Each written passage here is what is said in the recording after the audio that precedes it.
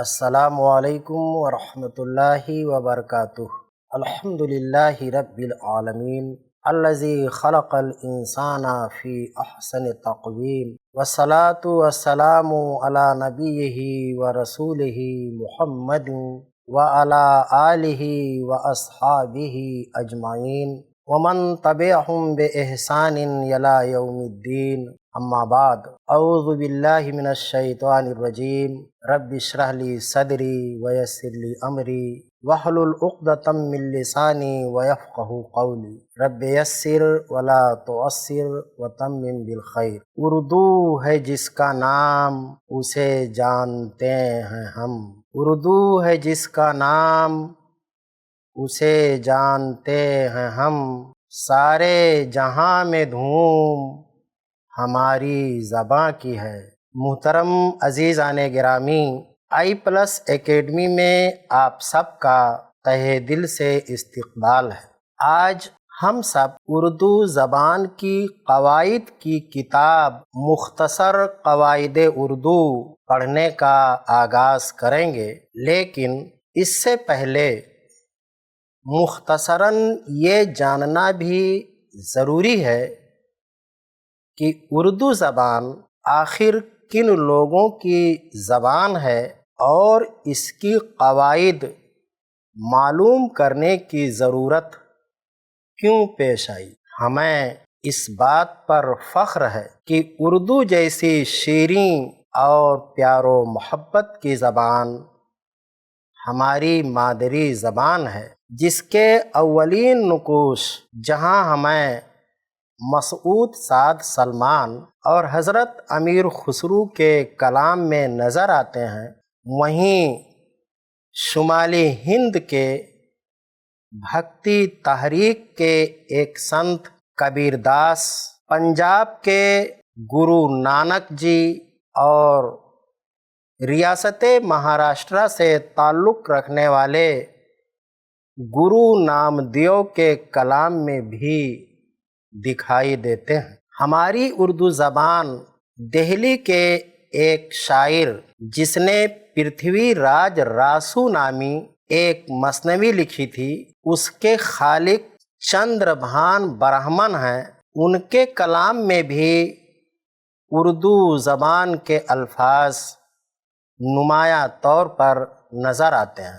حضرت امیر خسرو اپنے ایک شعر میں کہتے ہیں، گوری سوئے سیج پر مکھ پر ڈالے کیش، گوری سوئے سیج پر مکھ پر ڈالے کیش، چل خسرو گھر آپ نے رین بھئی سب دیس۔ اسی طرح سے ہمیں مراٹھی زبان کے ایک بہت ہی اہم شاعر گرو نامدیو کے یہاں بھی ان کے دوہوں میں ملتے ہیں۔ ان کا ایک دوہا اس طرح سے ہے، مائی نہ ہوتی باپ نہ ہوتا، کرم نہ ہوتی کائیاں، ہم نہیں ہوتے تم نہیں ہوتے، کون کہاں تے آئیاں۔ بالکل اسی طرح کے اشعار ہمیں سکھوں کے گرو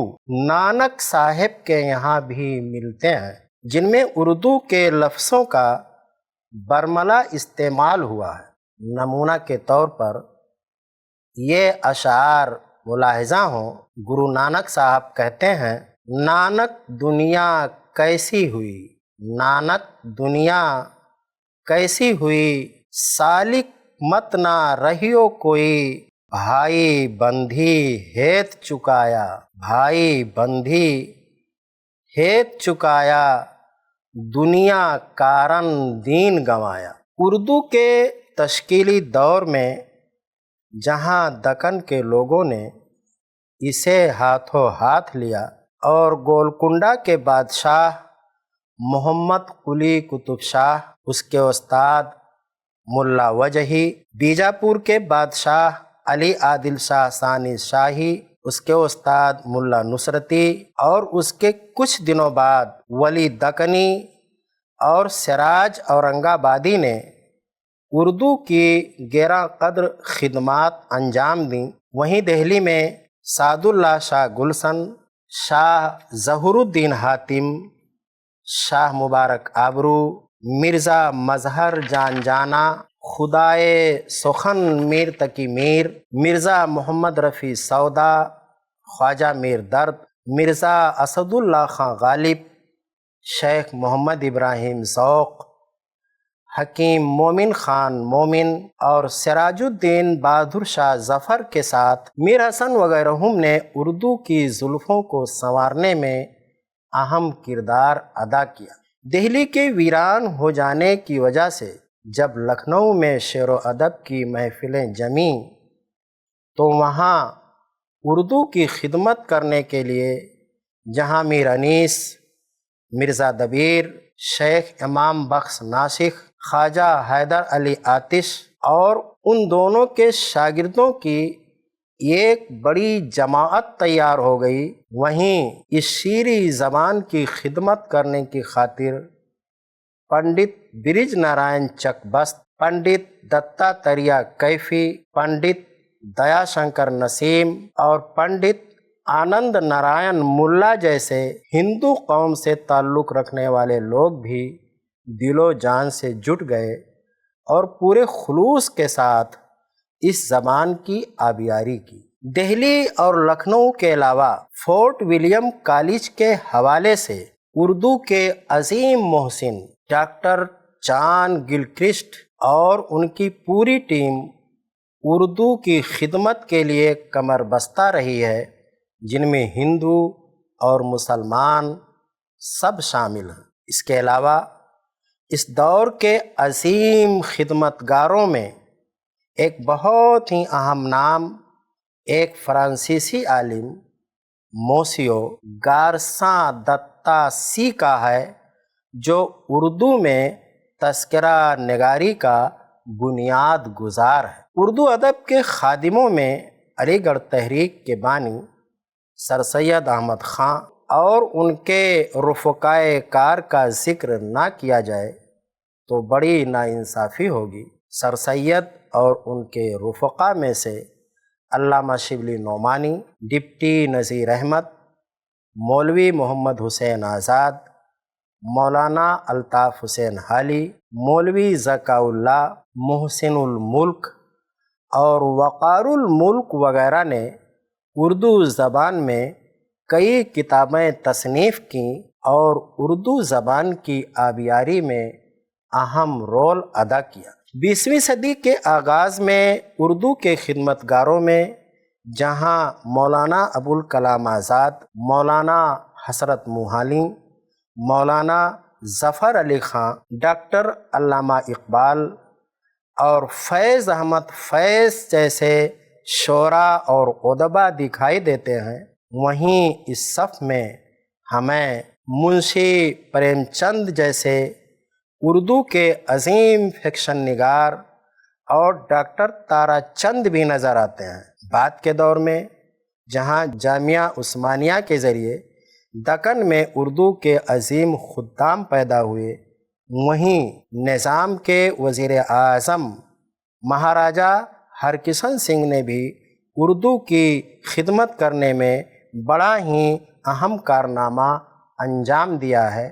اس کے علاوہ اردو کے عظیم خدمتگاروں میں ڈاکٹر گیان چند جین کا بھی نام ہے، جنہوں نے تحقیق اور تنقید کے فن میں گراں قدر خدمات انجام دی ہیں۔ آزادی کے بعد اردو کے خدمتگاروں میں جہاں مولانا عبدالرزاق ملیح آبادی، ڈاکٹر شمس الرحمن Farooqui, professor doctor Abdul Sattar دلوی، professor doctor صاحب علی خان جیسے انتہائی مستند اور معتبر مسلم علماء ہیں، وہیں اس کی خدمت میں پنڈت رگھوپتی سہائے، فراق گورکھپوری، راجندر سنگھ بیدی اور ڈاکٹر گوپی چند نارنگ جیسے ہندو اور سکھ مذہب سے تعلق رکھنے والے عظیم المرتبت شعراء اور ادبا بھی ہیں۔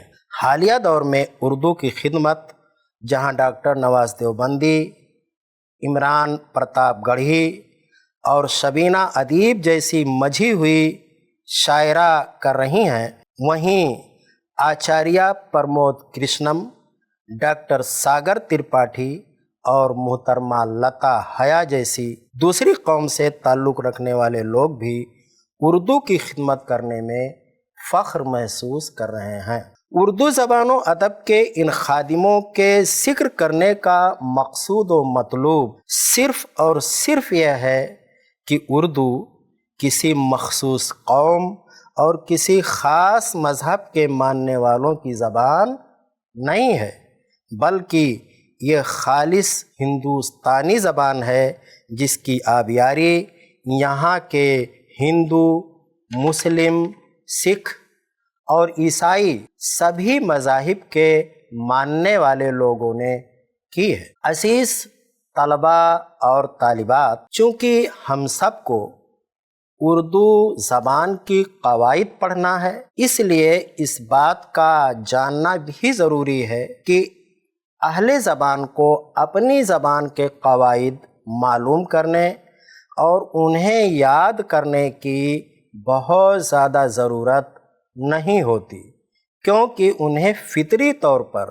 اپنی زبان کے متعلق اپنے والدین اور دوسرے رشتہ داروں سے معلومات ہوتی رہتی ہے۔ البتہ جو لوگ اپنی زبان میں تحقیق و تنقید کے کام میں مشغول ہوں یا مشغول ہونے کا ارادہ رکھتے ہوں، انہیں اپنی زبان کے قواعد اور گرامر سے پوری واقفیت ضروری ہے۔ یہ وجہ ہے کہ جب کسی قوم کے لوگوں کو اپنی زبان کے علاوہ کسی دوسری زبان کو سیکھنے کی ضرورت پیش آئی ہے تو اسے اس زبان کے قواعد معلوم کرنا ناگزیر اور لازم ہو جاتا ہے۔ یہی وجہ ہے کہ جب اردو کو دوسری قوموں نے سیکھنا چاہا تو انہیں اس زبان کی قواعد معلوم کرنے کی اشد ضرورت محسوس ہوئی، اور انہی لوگوں نے سب سے پہلے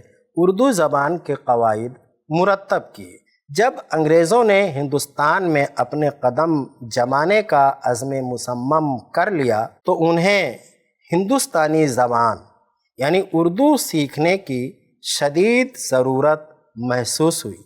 چنانچہ سب سے پہلے جان جوشوا کیٹلر نے سن 1711 عیسوی میں یعنی 1711 عیسوی میں اردو قواعد کی ایک کتاب لکھی۔ یہ شخص ڈچ قوم سے تعلق رکھتا تھا اور ایسٹ انڈیا کمپنی کا سورت میں ڈائریکٹر تھا۔ اس کی یہ کتاب ڈیوڈ مل نے 1743 عیسوی میں شائع کیا۔ اس کے بعد مشہور مشنری مبلغ سلز نے اردو زبان کی قواعد کی ایک کتاب تصنیف کی جو 1744 عیسوی میں طبع ہوئی۔ اس کے بعد ہیڈلے نے اردو زبان کے قواعد پر مشتمل ایک کتاب لکھی۔ 30 سالوں کے بعد سن 1774 عیسوی میں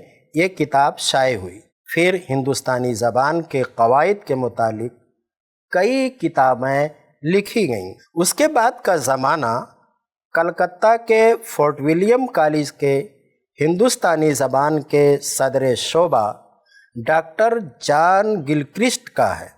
ان کا نام اردو زبان کے بڑے بہی خواہوں میں شمار ہوتا ہے، اگرچہ ان کا مقصد انگریز فوج کے افسروں کو اردو زبان سکھا کر انہیں ہندوستانیوں پر مسلط کرنا تھا، لیکن جانے انجانے میں ان سے اردو کی یہ خدمت ہو گئی۔ ڈاکٹر جان گلکرسٹ نے بذات خود اردو زبان کے قواعد اور لغات پر مشتمل کتابیں مرتب کیں اور سن 1787 عیسوی سے اردو کی خدمت میں لگ گئے۔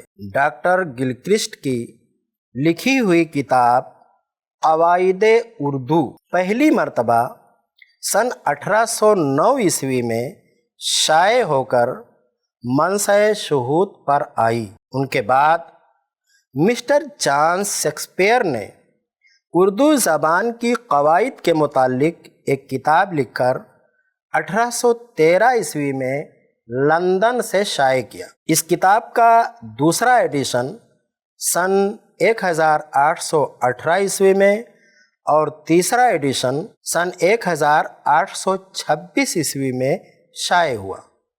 اس کا چوتھا ایڈیشن 1843 عیسوی میں شائع ہوا، جس میں مسٹر جان شیکسپیئر نے دکنی زبان کی مختصر قواعد کا اضافہ بھی کیا۔ اس کتاب کی مقبولیت کی بنا پر اس کا 5واں ایڈیشن سن 1850 عیسوی میں منظر عام پر آیا۔ اسی زمانے میں ڈاکٹر جان گلکرسٹ کی کتاب قواعد اردو کی تلخیص کر کے اسے پہلی بار 1820 عیسوی میں شائع کیا گیا۔ یہ کتاب بہت ہی مشہور و مقبول ہوئی، جس کی بنا پر اسے دوسری مرتبہ سن 1831 عیسوی میں، تیسری مرتبہ 1845 عیسوی میں آگرہ سے اور چوتھی بار 1846 عیسوی میں کلکتہ سے شائع کیا گیا۔ اسی دور میں ولیم ٹیٹ نامی ایک آدمی نے مقدمہ زبان ہندوستانی کے نام سے ایک کتاب تالیف کی جو 3 حصوں میں منقسم تھی۔ اس کا پہلا حصہ قواعد، دوسرا لغات اور تیسرا زبان دانی کے اسباق پر مشتمل تھا۔ یہ کتاب پہلی مرتبہ سن 1827 عیسوی میں کلکتہ سے شائع ہوئی۔ اپنی افادیت اور مقبولیت کی بنا پر دوسری بار 1829 عیسوی اور تیسری مرتبہ 1833 عیسوی میں یہ کتاب طبع ہوئی۔ اسی زمانے میں ڈاکٹر جان گلکرسٹ کی طرح اردو کے دوسرے محسن ایک فرانسیسی عالم موسیو گارساں دتا سی نے ہندوستانی زبان کے قواعد پر مشتمل ایک کتاب لکھی جو سن 1829 عیسوی میں پیرس سے شائع ہوئی۔ انہوں نے ہندوستانی زبان کے قواعد کے موضوع پر ایک طویل مضمون بھی لکھا جو جنرل ایشیاٹک سوسائٹی میں 1838 عیسوی میں شائع ہوا۔ اس کے علاوہ انہوں نے شعرائے اردو کے تذکرہ میں ایک بے مثال کتاب بھی تصنیف کی ہے۔ اسی عہد میں مسٹر ایس ڈبلیو بریٹن نے ہندوستانی زبان کے قواعد کے موضوع پر ایک کتاب تصنیف کی جو سن 1830 عیسوی میں لندن سے شائع ہوئی۔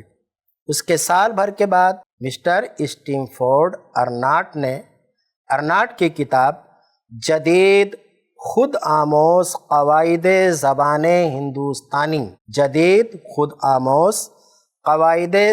ہندوستانی نامی کتاب سن 1831 عیسوی میں منظر عام پر آئی۔ اس کتاب میں ضمیمہ کے طور پر لغات اور کچھ مشقی اسباق بھی شامل ہیں۔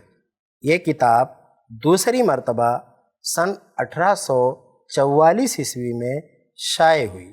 اس کے بعد ریورنڈ اسمال نے ہندوستانی زبان کے قواعد پر مشتمل ایک کتاب مرتب کی جو پہلی مرتبہ 1847 عیسوی میں شائع ہوئی۔ اس کتاب میں اردو ادب کے کچھ انتخابات بھی شامل ہیں۔ اس کا دوسرا ایڈیشن سن 1858 عیسوی میں شائع ہوا۔ اسی زمانہ میں جرمنی کے ایک عالم جے دتو پراخنو نے اردو زبان کے قواعد پر مشتمل ایک کتاب تصنیف کی جو برلن سے سن 1852 عیسوی میں طبع ہوئی۔ سر مونیر ولیمز جو سنسکرت اور ہندی زبان کے بڑے عالم مانے جاتے ہیں، انہوں نے کاٹن ماتھر کی کتاب ہندوستانی گرامر مطبوعہ لندن سن 1862 عیسوی کو اثر نو مرتب کر کے 1876 عیسوی میں شائع کیا۔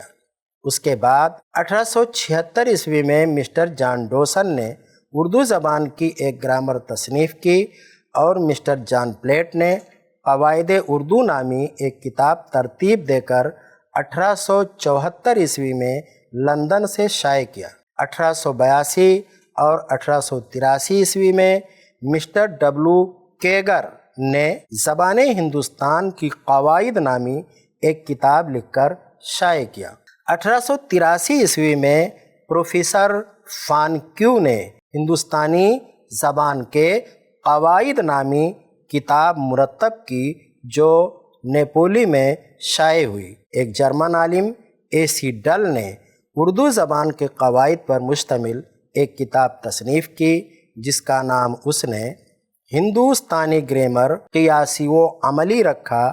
یہ کتاب 1893 میں لپسک سے طبع ہوئی اور پھر دوسرے سال شلس کی لکھی ہوئی کتاب یہیں سے 1894 میں شائع ہوئی۔ اردو زبان کی قواعد لکھنے والے ان مصنفین کا ذکر کرنے کا مقصود صرف یہ ہے کہ اپنی زبان کے علاوہ کسی دوسری زبان کو سیکھنے کے لیے اس زبان کے قواعد جاننے کی ضرورت دوسرے لوگوں کو ہی پڑتی ہے، لیکن اس کا مطلب یہ نہیں کہ اہل زبان نے اردو زبان کے قواعد اور گرامر نہیں لکھے ہیں یا اہل زبان کو اپنی زبان کے قواعد اور گرامر معلوم کرنے کی مطلقاً ضرورت نہیں ہوتی، بلکہ اس کی بھی ضرورت ہوتی ہے، خاص طور سے جو لوگ تحقیق و تنقید کے فن میں حصہ لینا چاہتے ہیں ان کے لیے اپنی زبان کے قواعد معلوم کرنا بھی ضروری ہے۔ یہی وجہ ہے کہ اردو زبان کے بعض علماء اور شعراء نے بھی اردو زبان کی قواعد مرتب کرنے کی طرف توجہ مبذول فرمائی ہے۔ اس سلسلے میں سب سے پہلا نام اردو کے نامور ہندوستانی شاعر میر انشاء اللہ خاں انشا کا ہے۔ انہوں نے سب سے پہلے اس موضوع پر قلم اٹھایا اور سن 1802 میں دریائے لطافت نامی ایک کتاب تصنیف کی جس میں انہوں نے زبان اردو کے قواعد کے علاوہ خواتین کے محاورات، مختلف قوموں کی بولیاں، ان کی گفتگو اور طرح طرح کے نظم و نثر کے نمونے بھی شامل کیے۔ یہ کتاب پہلی مرتبہ سن 1848 میں مرشد آباد سے طبع ہوئی تھی۔ اسی زمانے میں دہلی کے ایک عالم مرزا محمد صالح نے ہندوستانی، فارسی اور عربی زبان کی قواعد پر مشتمل ایک کتاب لکھی جس کا ایک یورپین عالم نے انگریزی میں ترجمہ کیا۔ یہ ترجمہ شدہ کتاب لندن سے سن 1823 میں شائع ہوئی۔ اسی دور میں آپ کی بمبئی کے ایک عالم محمد ابراہیم مقبہ نے بھی ممبئی کے گورنر الفسٹن کے نام موسوم کر کے تحفہ الفسٹن نامی اردو زبان کے قواعد پر مشتمل ایک کتاب تالیف کی تھی جو ممبئی سے 1823 میں شائع ہوئی تھی۔ علی گڑھ تحریک کے بانی سر سید احمد خان نے بھی اردو زبان کے قواعد پر مشتمل ایک رسالہ لکھا ہے جس کے آخر میں سن کتابت سن 1857 ہجری مطابق 1840 تحریر ہے۔ علی گڑھ تحریک کے بانی سر سید احمد خان نے بھی اردو زبان کے قواعد پر مشتمل ایک رسالہ لکھا ہے جس کے آخر میں سن کتابت سن 1157 ہجری مطابق 1840 تحریر ہے۔ اس کا ایک قلمی نسخہ اسلامیہ ہائی اسکول اٹاوہ کی حالی لائبریری میں موجود ہے۔ اس کے بعد مولوی احمد علی دہلوی نے اردو صرف و نحو پر مشتمل فیض کا چشمہ نامی ایک رسالہ لکھا۔ یہ کتاب سن 1845 میں دہلی سے شائع ہوئی ہے۔ مولوی امام بخش صاحبائی جو دہلی کالج کے پروفیسر تھے انہوں نے بھی اردو صرف و نحو کی ایک کتاب لکھ کر 1849 میں دہلی سے شائع کیا تھا۔ اس کتاب کے آخر میں اردو کے کچھ محاورات اور ضرب الامثال بھی درج ہیں۔ آزادی سے قبل اور بعد میں بھی اردو زبان کی قواعد پر مشتمل بہت سی کتابیں لکھی گئی ہیں۔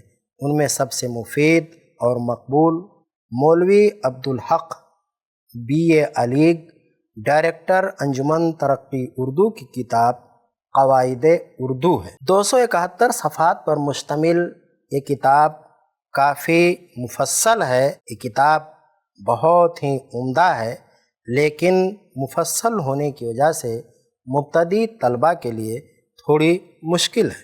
ہم لوگ انشاءاللہ اردو زبان کے قواعد معلوم کرنے کے لیے استاد محترم فضیلت الشیخ عزیز الرحمن سلفی حفظہ اللہ کی مرتبہ کتاب مختصر قواعد اردو سبقاً پڑھیں گے اور اردو زبان کی گرامر سے واقفیت حاصل کرنے کی پوری کوشش کریں گے۔ میرے عزیز طلباء اور طالبات، چونکہ ہمارے آج کے سبق کے لیے مقرر کیا گیا وقت ختم ہو چکا ہے اور ہم نے تمہید کے طور پر آج کے سبق میں بڑی عمدہ معلومات حاصل بھی کر لی ہے، اس لیے اب ہماری ملاقات انشاءاللہ کل کے سبق میں اسی مقام پر اسی درسگاہ میں ہوگی۔ تب تک کے لیے آپ